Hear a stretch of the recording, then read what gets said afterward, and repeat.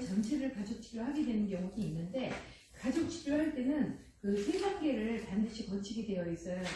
맨 처음에는 아무 말도 안 하고 작업을 하게끔 공동의 미술 과제를 줘요. 말 안 하면 어떻게 될까요? 소통이 안 되겠죠. 그럼에도 불구하고 가족 미술에서의 공동 과제에서 소통이 잘 이루어지면, 말을 안 해도 이루어지면 일단 긍정적으로 봐요. 근데 그 단계를 하고, 가족이 절대 소통을 하지 않아요. 첫째 과정에서 말을 못하게 해요. 그래서 마스크 쓰고 해요. 재밌죠? 그 다음에 두 번째도 말을 안 하게끔 해요. 근데 두 번째 과정에서는 제목을 정할 때만 의사소통을 해요. 제목을 정할 때만. 이제 세 번째 작업에서는 모든 걸 다 허용해요. 자, 근데 여기서 상담자는 1단계, 3단계 과제를 주면서 할 때 관찰을 다 하셔야 돼요. 그 관찰을 하고 나서 이제 그 미술 치료를 어떻게 적용해야 될지 결과가 나오는데, 안 해도 되는 경우도 있고 해야 되는 경우도 생겨요. 그걸 판단하고 나서 하는 게 바로 가족 체계 진단 기록표를 통해서 결과를 만들어내요. 그래서 지금 여기에서 1단계, 3단계 그 과정을 거치면서 자기가 반성을 얼마나 했는지, 자기 반성이라는 거는 지나온 날에 대해서 후회하는 거, 그 다음에 죄책감이 있는 것들을 다 그 과정을 통해서 반성을 하고, 하지 않고 제대로 해야 된다는 어떤 신념을 재조정하는 그런 시간을 갖고, 그 다음에 가족관계를 유지하기엔 에너지가 얼마나 있는지를 확인을 해요. 안녕하세요. 확인을 하고 나서 그 확인 과정에서 만약에 이 가족한테 에너지 부여를 더 해야 된다라고 했을 때는 상담 치료가 더 진행이 돼야 되지만, 아니면 여기서 종결해도 돼요. 약속을 받고. 종결이라는 건 한 달 뒤에 다시 한번 추수 상담을 더 한다는 존재예요. 한 달 뒤에 하고 석 달 뒤에 한 번 더 해야 돼요. 그래서 여기서 이제 우리가 알려줘야 될 거는 그 가족마다의 다 에너지가 달라요. 그래서 자아의 강약을 조절하게끔 해줘야 돼요. 이건 책이 없는데 적어 놓으세요. 자기 내면의 에너지와 자기 의식의 에너지에 강약을 조절하게끔, 이거는 결국은 감정을 조절을 하게끔 해주는 거. 그 다음에 우리가 그 직장에서는 직원들끼리 뭘 하죠? 업무 분장표라는 걸 하죠. 근데 가족이라는 그 사회 구조 안에서 할당 역할을 정확하게 알려주는 거예요. 역할.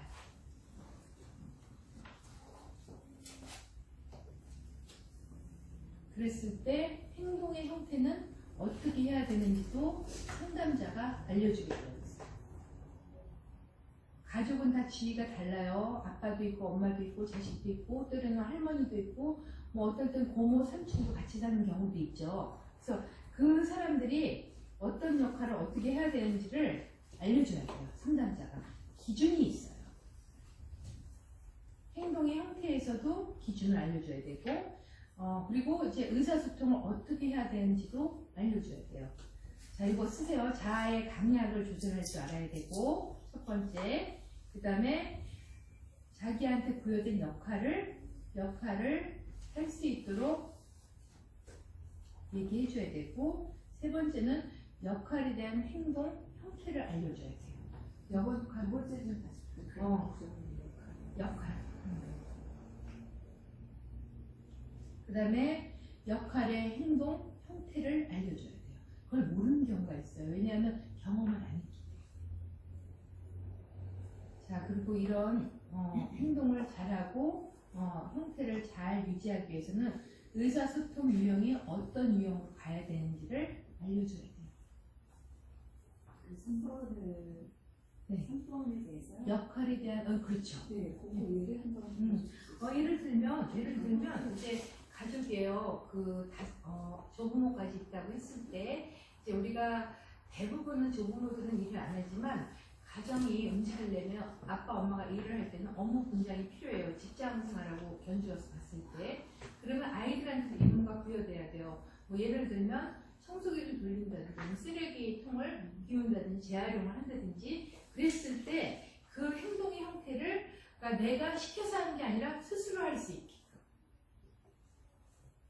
그리고 엄마 아빠도 그 아이가 그 행동을 하는 데 있어서 지시하는 형태가 아니라 권유형으로 할 수 있게끔. 나는 예를 들면 이런 거죠. 부부가 애를 낳았어요. 그런데 여자는 매일 힘들어. 집에서 애 키우는데 근데 남자가 나는 도와주는데 이렇게 하느라 힘들다고 해요. 그러니까 도와주는 게 아니라 함께 해야 되는 거예요. 그런 형태로 생각이 바뀌어야 됩니다. 그러려면 행동이 먼저 바뀌어요. 그래서 자아의 강약 조절이 필요해요. 뭐냐면 내가 내 주장만 하면 안 된다는 거. 그건 누구나 공감되는 되는 거예요. 두 번째는 이제 그 할당 역할에 대한 거를 알려줘야 되고 그다음에 행동의 형태, 역할에 대한 행동을 어떻게 해야 되는지 형태를 알려줘야 돼요. 우리가 기준을 마련해줘야 돼요. 상담자가. 그 다음에 이럴 때 의사소통의 유형은 어떻게 되는지. 지시형이 좋을까요? 권유형이 좋을까요? 권유형이 좋겠죠. 근데 권유형은 대개가 상담자 마인드의 그 언어 소통 유형이에요. 상담자의 재량 혹은 내담자의 그러니까 반응을 봐서 그렇게 해주는 게 좋아요. 요거를 제가 말씀 못 드렸더라고요. 그 다음에 50페이지 볼게요. 그 나나 이야기가 굉장히 중요한 게 그 어르신들도 동그라미를 하나 놓고 여러 가지 이야기를 꾸며내요. 근데 아이들도 동그라미나 직선을 하나 그려놓고 여러 가지 이야기를 꾸며내요. 그랬을 때 상호작용을 잘해서 그 내담자가 적응이 안 되는 내담자일 때는 그 상호작용의 이야기를 통해서 계속 연이어서 이야기를 끌어가면서 부적응을 적응으로 갈 수 있도록 삶의 형태를 바꿔주셔야 돼요. 근데 이게 아동이나 노인이나 똑같아요. 그렇지만 노인은 지금 현재 그 퇴행으로 가는 속도를 늦춰주는 거고 아동은 뭐죠? 발달을 위해서. 그렇게 함으로써 이제 생긴 효과가 갈등이 해소가 돼요. 그 다음에 두 번째는 이제 분노나 혹은 뭐 욕구의 표출이 되고, 그리고 세 번째는 본인이 생각했던 것들을 투사하게 돼요. 생각했던 것들을 투사하지 않으면 공상의 영역으로 가고 나중에는 환상까지 가서 정신적인 결핍이 오는데 그 상상했던 것들을 투사해서 나나로 옮기면서 이야기를 끄집어내면 그게 바로 이제 욕구가 해소가 되죠. 감정의 욕구가. 수사가 무슨 뜻입니까? 투사는 그러니까 나의 못난 점. 그러니까 내가 분명히 배도 나오고 그랬는데 나는 아니라고 하면서 저 사람 배 나온 걸 보면서 흉하다고 생각하는 거예요. 그러니까 내 배 나온 거를 상대방을 통해서 나의 그림자를 알게 되는 거. 근데 꼭 남의 탓을 하는 거 있죠. 그게 투사예요. 그러니까 예를 들면 합리화하고 투사하고 비슷한데 뭐냐면 선생님은 항상 얘만 이뻐하고 얘는 항상 혼내요. 근데 지가 할 짓은 모르고 선생님은 괜히 나만 미워해. 그 주지아가 뭐라 그랬죠? 그가 자기를 객관화하는 거. 자기를 객관화시키는 거. 그래서 대부분 주지아의 사례를 그 상담 선생님들이 못 듣는데 의사가 자기 부인을 수술하는 경우가 가장 적나라하게 사례를 들 수 있죠. 그건 정말 최악의 상황이죠. 근데 주지아라는 말을 꼭 써야 되나 싶어요. 다른 말이 없는지 한번 생각해 볼 필요는 있어요. 주지아 하면은 나는 객관화시킨다 차라리. 근데 그러면 또 너무 광범위해요. 그래서 이제 마지막에는 나나 이야기를 통해서 노인들한테는 삶에 다시 그 살아갈 의욕을 동기를 부여해주고 아동한테는 발달의 그 계기가 될 수 있는 동기부여가 됩니다. 성인들한테는 이게 적용이 안 돼요. 성인들 하니까 되게 어려웠죠. 박숙희 선생님 힘들었죠. 나나 할 때. 네네. 네, 그게 나나를 억지로 하는데 힘들어요. 근데 아이들은 돼요. 노인은 돼요. 너무 좋아해요. 네, 뭐를 그리라고 하면 그거를 그리는데 본인이 그려놓고 이야기를 집어넣으면 더 좋아요. 틀린 게 없죠. 그리고 이제 비정형적 방법에서 51페이지에 요 비정형적 방법은 누가 가장 중요하면 그러니까 비정형적 방법은 이제 여기 나와 있지만 그냥 선을 그렸어도 이미지화해서 이야기를 꾸며나가는 건데 어떤 대상자가 가장 중요한 분열증 그 다음에 다른 정신질환자나 소심한 사람 의사표시를 안 하는 사람 의사표시를 안 하는 사람은 결정장애인 분들도 많아요. 분열증은 여러분 뭐라고 생각하세요? 분열증 앞에 뭐가 붙죠? 정신? 자, 분열증은 뭐라고 생각하죠? 공황장애의 그 상태가 초기에는 올 수 있어요. 그리고 꿈에서도 분열증 환자들은 그 가위 눌리는 꿈을 많이 꿔요. 근데 그게 요즘 현실에서 정말 스트레스를 크게 달아도록 받기 때문에 우리도 분열증이 생길 수 있어요. 너무 최악의 상황이 오면. 지금 정신과가 예전에는 언덕 위에 하얀 집이었어요. 언덕이라는 거는 우리가 뭔가 올라가야 되잖아요. 근데 언덕 위에 하얀 집이 아니라 저기 정신과 병원들이 다 그 지상으로 일반 우리가 사는 집 쪽으로 내려왔어요. 왜 그럴까요? 문제가 해결이 되면은 우리가 정상이 되고 문제가 생기면 비정상이 되니까 굳이 언덕에 있을 필요가 없는 거예요. 이건 우스갯소리를 제가 하는 얘기인데 이해가 되기 제일 빠를 거라고 생각하고 정신과가 우리한테 먼 얘기가 아니라는 거죠. 그 앞에 신경이 붙으면 좀 편해져요. 저도 신경정치과 간 적 있어요. 왜? 그 직원이 자살소송 벌이고 그랬을 때 정말 그 죽을 사람은 그렇게 사인을 안 보내요. 그렇다면 여러분 남자하고 여자 중에 자살률이 누가 더 높을까요? 남자. 왜 그럴까요? 일단 행동으로 옮기는 거. 꼭 그런 내용만 있을까요? 그런 것만? 남자가 왜 자살이 제 성공률이 높을까요? 있었어요. 무식해져요. 네? 무식해져요. 그거 조금 10% 정답이에요. 무식해져요. 그러면 여러분 정답을 정확하게 모르시는 거잖아요. 그래서 얘기를 이제 남자하고 여자가 자살을 시도할 때는 의도가 있어요. 남자는 정말 죽을 마음이고 여자는 이걸 통해서 뭔가를 얻기 위한 게 있어요. 근데 안 그런 경우도 있지만 근데 남자가 자살을 시도할 때는 무조건 100% 성공해야 돼. 근데 왜 그런 마음이 그러니까 성공을 하냐면 내가 이렇게 하다가 자살 시도했다가 깨어나면 그 쪽팔려서 어떻게 살지? 그게 나중에 살아가는 사람들한테 통계가 그렇게 나왔어요. 근데 또 이런 경우 있어요. 여자애들도 그러니까 교회 오빠를 너무 사랑해서 오빠한테 사랑의 사인을 보냈는데 너는 뚱뚱하고 못생기고 뭐하고 해서 너하고는 사귈 수가 없어. 그래가지고 죽어야 되겠다 했는데 그 창으로 떨어지려고 그런데 그때는 이제 창이 작으니까 내가 설마 죽겠어 하고 떨어지려고 시도를 했다가 이렇게 다 어깨가 쑥 빠지면 그냥 내려가요. 이제 무게 하중이 아래로 실리니까. 그랬는데 나무까지 딱 걸렸을 때 살려주세요. 그러니까 이게 그 순간이에요. 그러니까 마음 먹는 게 순간이에요. 그래서 남자들은 마지막에 완벽하게 죽을 것 같이 생각을 하고 죽는데 여자들은 그런 생각이 아니라 대부분은 한 70%는 의도가 있는 관심을 갖고 있어요. 근데 여자는 원래 그럴 수 있어요. 남자들은 모든 걸 해봤을 때 바닥까지 왔을 때 그렇게 하고 근데 그 사인이 있어요. 그러니까 전혀 알아채지 못하게 하는데 여자들은 다 알아채요. 남자들은 왜 알아채지 못하게 하냐면 창피해서. 최진실 같은 경우는 자존심이 그리고 이게 그 자살도 자꾸 유전이 되더라고요. 저희 큰 집은 딸 죽고 아들 죽고 딸 죽고 아빠 죽고 아들 다 죽고 이제 형님만 남았는데 딸이 연세대 의대 다니다가 칼로 긁어서 죽고 남자친구 때문에 그러고 나서 그 아빠가 딸이 부른다고 해서 강에서 이제 떨어지고 또 아들은 밴드 하다가 케이팝 같이 경연대회에서 안 돼서 그냥 단순한 논리에서 그런데 복합적인 게 많았던 갔겠죠. 그래서 형님 혼자 남았는데 아우 정말 이걸 어떻게 풀어야 되지?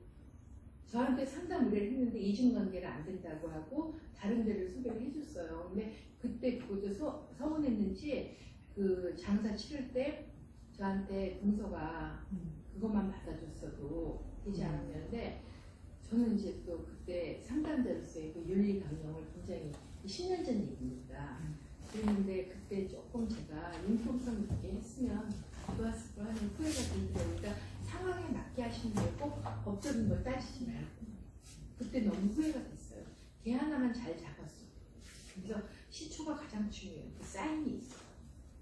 공부들도 굉장히 많아요. 근데 사병들은 그 병영 생활을 못 견뎌서 그렇고 군인들은 어떤 일이 그 자살로 가는 그 사인을 그 지름길일까요? 군인들은 그 가족관계. 군인들은 의외로 가족관계 영향을 많이 받아요. 왜냐하면 한 동네 관사의 아파트에 살다가 동기인데 누구는 진급하고 누구는 안 했어요. 그러면 부인들끼리 알력이 굉장히 심해요. 그럼 그 스트레스가 고스란히 남자한테 가고 그러면서 그게 쌓이면서 이제 자아가 멘탈이 붕괴된 사람은 극단적인 선택을 하게 됩니다. 그래서 군인 가족의 그 자살 예방 사업도 굉장히 비중이 커요. 제가 이제 국방부에 그런 의뢰를 받았기 때문에 그걸 알게 됐어요. 그래서 이번에 충남으로 갈 뻔했는데 어서 오세요. 네. 그래서 이게 지금 비정형적인 방법으로 해서 오픈해서 대부분 그 정신적으로 굉장히 멘탈이 약해지는 분들은 해주는 게 그 사람의 내담자 심리를 파악하는 데 있어서 유용한 효과가 될 수 있고 치료 방법이라는 거. 치료 방법도 되지만 진단 방법도 돼요. 근데 단 유의점이 있어요. 내담자에 따라서 연필이나 볼펜, 사인펜으로 낙서하거나 그림을 그리는 것도 무방하게끔 선택할 수 있게끔 해줘야 돼. 강요하지 말고.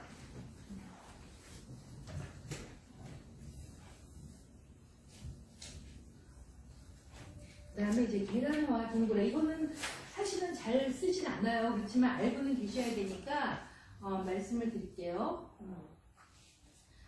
계란화나 동그라는 상담자가 그려줘요. 계란 모양의 동그란 모양을 그려주고 나서 그 내담자가 아래에서 뭐가 태어난지를 물으면서 뭐가 태어났으면 좋겠는지를 더 확장해서 질문을 해요. 그렇게 해서 그 내담자가 52페이지예요. 그래서 아래에서 뭐가 태어나나요 하고 질문의 유형은 거의 동일하게 돼요. 그러고 나서 어떤 게 태어났으면 좋겠는지를 내담자의 욕구를 편안하게 물어볼 수 있어요. 여기서는 정말 우스꽝스러우니까 내담자가 얘기를 해요. 편안하게. 정말 그 폭력에 선생님한테 매를 맞고 그 어린 시절에 컸던 아이가 여기 계란에서 뭐가 태어나길 바랬으면 좋겠냐 했을 때는 자기가 커다란 그 공룡이 돼서 학교에 있는 선생님들 다 물어치게 삼키고 싶다. 네? 얘기해줘요. 나 소외감 느껴. 바뀌었고. 아래서 나. 어머, 맞아. 아래서. 응. 근데 이제 계란화를 한 뒤에는 또 이제 계란을 동굴 모양으로 상상을 해서 그 타원형 속에 풍경화를 그리게 해요. 그렇게 해서 이 내담자가 그 어떤 마음의 침상을 가지고 있는지 여러분이 어저께 LMT를 했어요. 그게 축소된 풍경화가 거기서 나와요.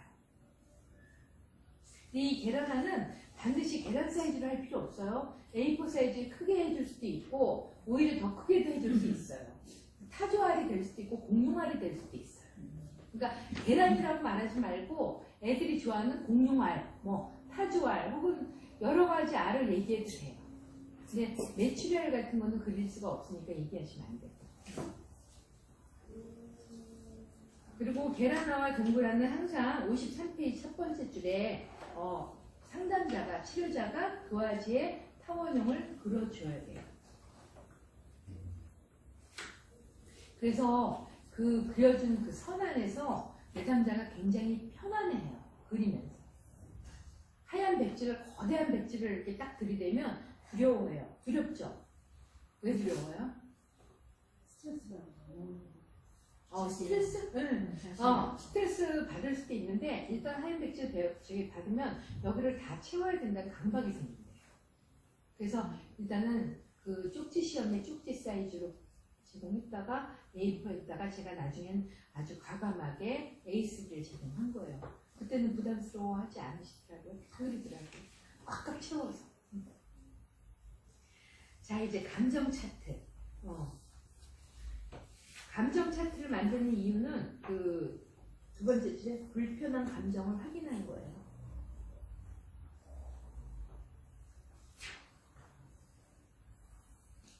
감정 차트는 콜라주화 시켜서 색종이로 표현하기도 하고 잡지로 표현하기에도 좋아요. 왜냐하면 성인들은 감정 차트 만들 때 불안해해요. 내가 이걸 했을 때 저 사람은 어떻게 판단할까 하기 때문에 색종이나 아니면 여러 가지 콜라주 재료를 선택해서 칸에다 채우게끔 하는 게 좋아요.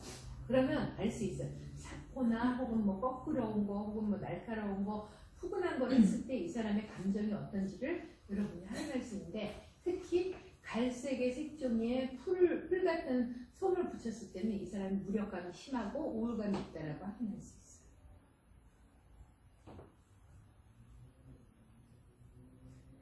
벽화는 집단 내에서 내가 소속감을 잘 형성할 수 있게끔 해주는 거라서 벽화 그리기법에서는 집단 속에서 나를 이해하기 위한 거, 그 다음에 나를 이해하고 나면 집단을 이해하게 돼요.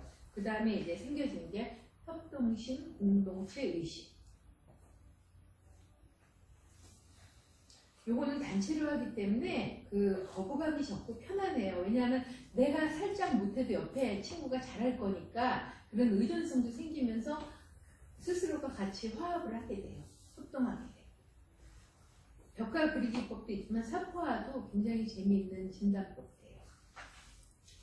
자, 만다라 그리기. 요즘은 만다라 재미없어서 잘 안 해요. 근데 만다라가 뭔지는 아시죠? 근데 지금은 주로 이제 기억과 감정을 통합하는 거를 뭐 물고기 모양을 준다든지 아니면 기본 그 화분의 잎 모양을 준다든지 무궁화 꽃 모양을 준다든지 해서 그 안을 꾸미게 해요. 스텔라처럼. 그걸 젠텐클이라고 해요. 젠텐클이라는 거 여러분이 찾아보면 아 이런 거 하고 알 수 있어요.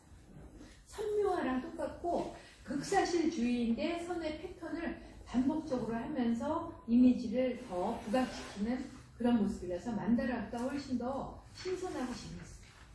아이들이 굉장히 잘해요. 3만 원 아이들한테 그거 시켜놓으면 조금 더 그 집중할 수 있는 계기가 돼요. 근데 그 산만하지 않고 강박 있고 완벽주의자 아이한테 그런 거 시키면은 그 아이는 정말 하늘을 찌르고 올라갈 수밖에 없어요. 스트레스에 의해서.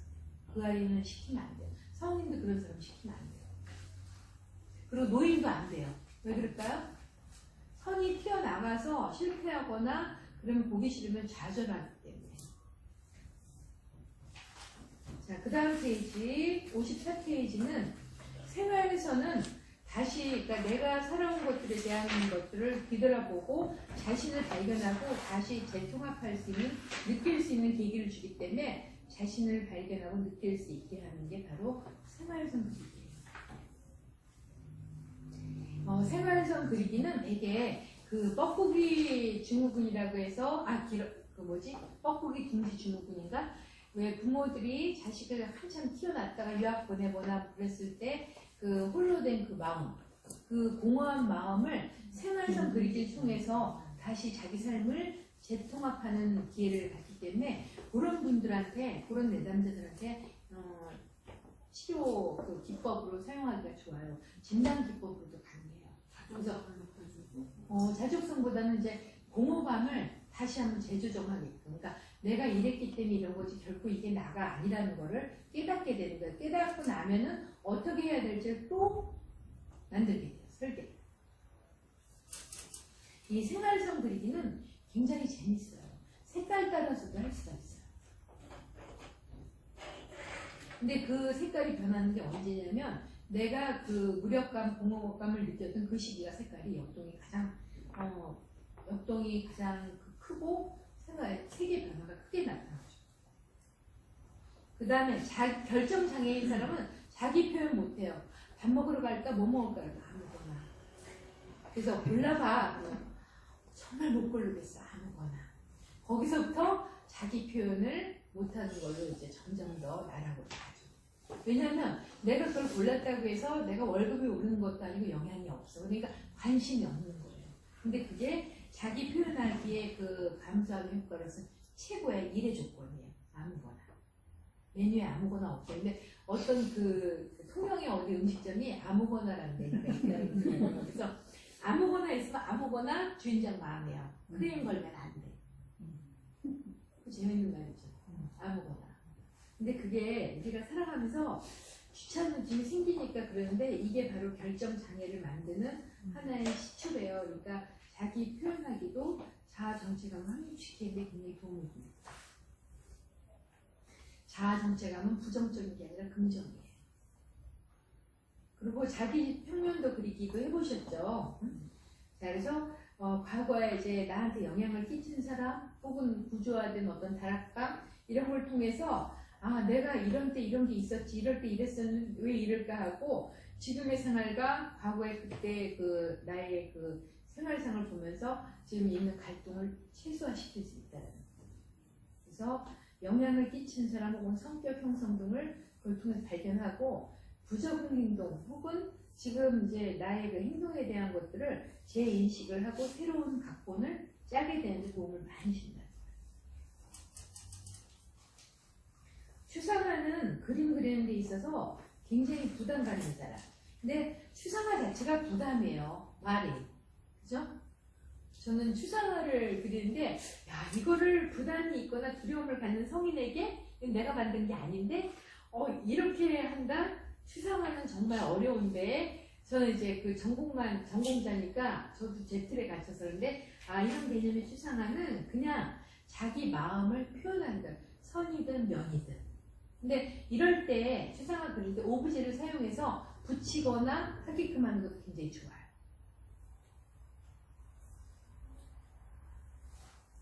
그 다음에 자유와 상상을 그리기는 자신의 내면을 표현하는 데 커다란 도움을 주고 자신의 내면을 표현한다는 건 뭐예요? 우리 상담자는 내담자의 심상을 확인하는 정보를 받게 되죠. 그리고 협동화는 첫 번째 줄에 상호작용을 촉진시켜주고 그걸 통해서 다섯 번째 줄에 집단의 응집력을 형성시켜요. 자, 협동화가 필요한 집단은 어디가 있어요? 스포츠로 말하면 배구라든지 구기 종목에서 협동화를 하면 훨씬 더 그 경기에서 우승을 할 수 있는 확률이 되게 높아요. 저는 이제 이화여대 그 골프 경영학과 체육융합의 골프 전공 학생들을 이제 애니스캔 검사를 했는데 신기한 거는 그 승리를 잘하는 학생은 경계성 인격 장애가 높아요. 그만큼 긴장을 많이 하고 지금 몸 안에 그 있는 긴장과 분노가 달랑달랑 찬 상태에서 경기를 할 때 집중을 제일 잘해요. 그래서 운동선수에 대한 경계성 인격 장애는 그렇게 판단하면 안 돼요. 그래서 승리를 할 수 있는 그 일 요소를 봐요.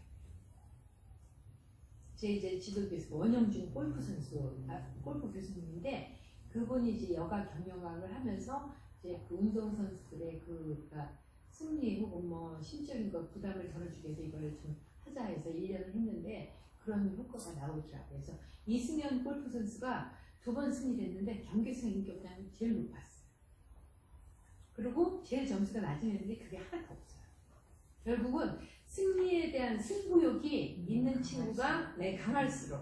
그러니까 저도 만약에 그때 2006년에 열린우리당 아주 피바람 치는 빨갱이 뚜껑당이라고 했는데 노무현 대통령 있을 때 그때 나왔는데 제가 승부욕이 없었다면 아마 도중에 포기했을 거예요.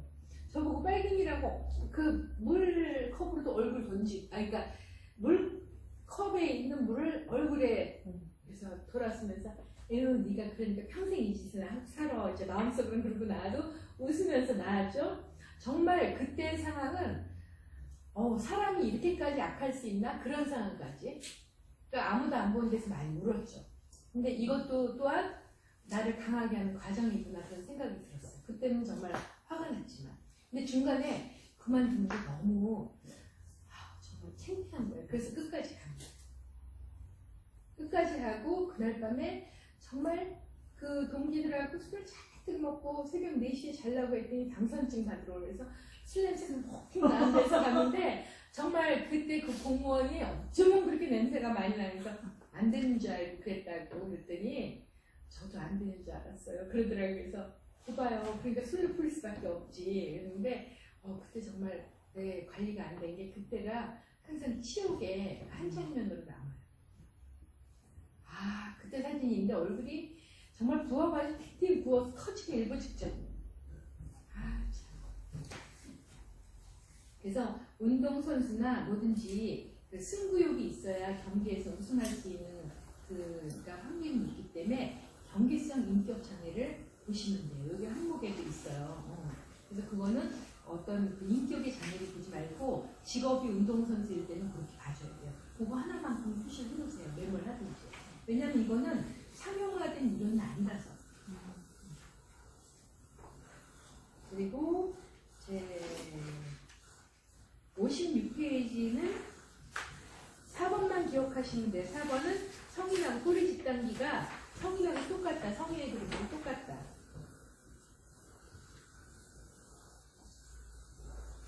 그리고 이제 아동 관련해서 상담하시거나 그런 분들은 옆에 로엔펠트의 발달 단계에 대한 표현의 특징이 있으니까 이 표를 참고로 하시면 돼요.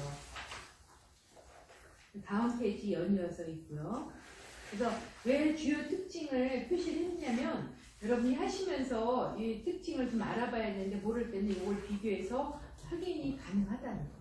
이게 많인가요? 아니면 이게 나나기가 만이죠.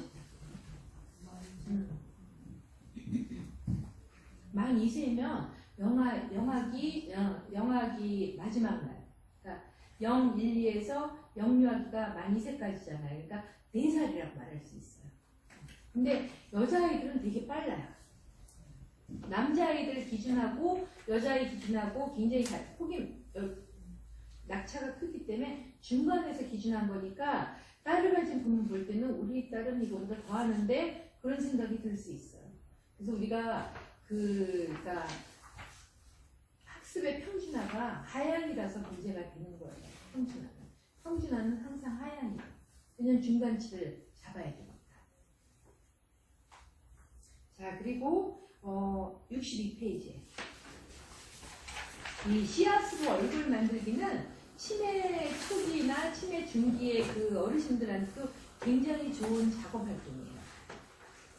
씨앗은 굉장히 익숙한 그 촉감이거든요. 그렇기 때문에 그 씨앗으로 뭔가를 만들 때는 자신감이 상승해요.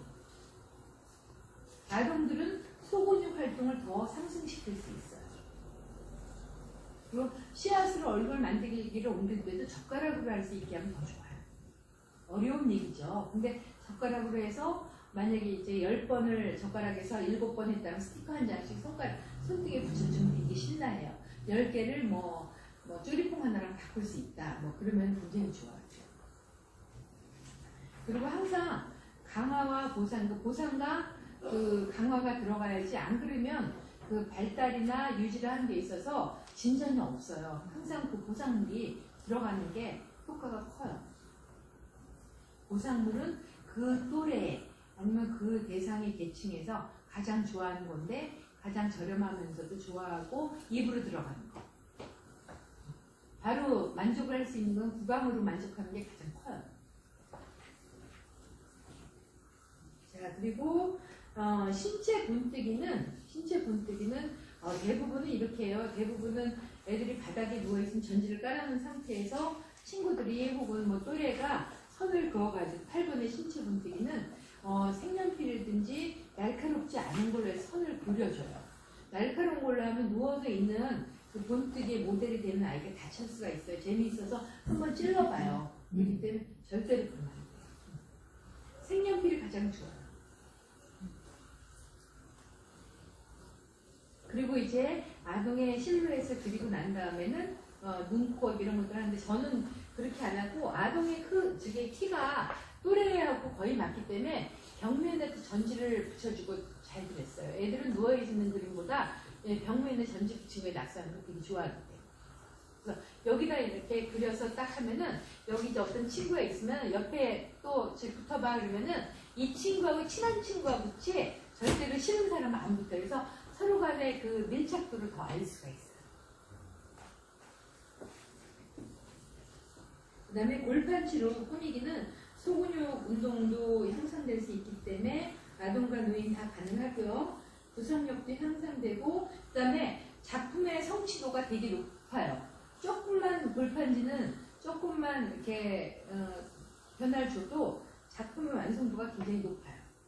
해보셔서 알죠? 그 다음에 자발성도 향상되고 성취감도 느끼게 되는데, 되게 그 골판지라는 거 어르신들은 꽃을 하는 게 참 좋아요. 곡선의 모양대로 하는 게 좋고, 그 아동들은 약간 그 각이 진 것들의 형상, 이미지를 형상화시키는 게 소근육 활동의 발달에 훨씬 좋고.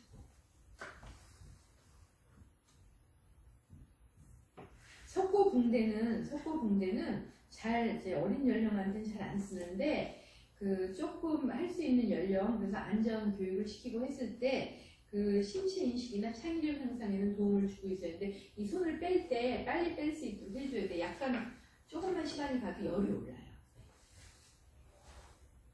비눗물 거품돌이는 절대 어린 연령은 너무 어린 연령은 하면 안 돼. 노인단이 먹어요. 그러니까 앞으로 불지 않고 하고 들이마셔. 그거 안 해봤죠. 나도 어려서 들이마셔가지고 내 부을란 말이야. 근데 그 부는 걸 못하는 거예요. 이것만 하는 거예요. 그러니까 계속 먹게 되는 거예요. 비눗물 거품놀이는 되게 그 만 3세니까 5세죠. 유치원 가정. 애들부터 가는 거예요. 관계 형성 및 거부감도 해소되고 흥미도 유발시키고 활동도 촉진시키고. 근데 얼굴에다 불지 않도록 해줘야 돼. 눈에 들어가면 또 안전하지 않을 수 있으니까 저는 그래서 그 전에 그 셀로판지로 안경을 만들어서 쓰고 하게끔 해요. 예, 그거 통합활동으로 좋아요. 그러니까 제가 유치원에서 할 때 먼저 안경을 만들고 이거 비눗물놀이 하러 가자 하면은 멋진 선글라스 끼고 밖으로 나가는 거예요. 그럼 애들이 멋진 선글라스 낀 거 따라서 애들이 자세가 달라져. 나는 멋진 사람이라고 절대로 뛰지도 않아요. 우아하게 걸어요. 특히 여자애들은 그 이미지에 그 굉장히 영향을 받아요. 선글라스를 잘 만들어야 되고 선생님이 좀 봐주는 게 좋아요. 잘 못돼서 아이들보다 내게 못됐다 그러면 울어요. 여벌로 좀 만들어주고. 그래서 비눗물 거품놀이 할 때는 어른이든 그 아이든 간에 일단 셀로판지로 만든 선글라스 같은 게 있으면 더 좋아요. 재미있어요. 그거에 따라서 물방, 그러니까 비눗방울이 색깔이 달라지는 거예요. 그래서 바꿔서 보자 하고 또 안경을 바꿔서 해보게 돼요. 거기서 또 하나를 느끼게 돼요. 뭐냐면, 이 비눗방울이 내가 안경을 벗었을 때하고 썼을 때하고 이렇게 다르다는 걸 느끼게 되면서 이 안경의 중요성도 알고, 그 다음에 색에 대한 인식이 또 생겨요. 그 다음에 도장 찍기는 그 스탬프 도장을 찍어도 되지만 그 대부분은 감자나 무슨 야채 같은 걸로 만들어서 도장을 잘 찍어요. 물감 찍기 하듯이. 근데 어린 연령은 스탬프로 찍어서 소근육 힘을 기를 수 있게끔 해주는 게 좋은데, 이거는 이제 매체에 대한 흥미를 유발시키는 거예요. 요거는 스탬프 찍기는 성취율이 높아요. 웬만큼만 힘을 고르게 주면은 다 찍혀 나오니까. 자, 그렇다면, 스탬프 도장을 만들 때, 만 3세면 5세 기준 했을 때는, 우리 주변에서 쓸 수 있는 게 뭐가 있을까요? 도장 만들기 재료. 지우개. 지우개 좋아요. 지우개하고, 감자 같은 거에. 근데 그게 칼을 쓰는 것 때문에 또 그 조각칼로 하려면 지우개가 훨씬 나아요. 아니면 고무나. 쿠키는 잘 부서져요. 네, 쿠키는 잘 부서지고 밀가루도 잘 모양이 흐트러지고. 차백 같은 거, 클레이 같은 걸로 도장 찍기, 그 도장 찍기는 만들어서 힘을 말려서 찍으면 되잖아요. 바로 우리가 바로 만들어 찍어야 돼요. 그럼 과일이 아니면 당근이 참 좋아요. 당근. 그래서 당근을 좀 선생님들이 좀 이렇게 해주는 게 좋아요. 당근 뽕 모양 내는 게 있거든요. 네. 길게 되면 쭉 해가지고 만들어서 애들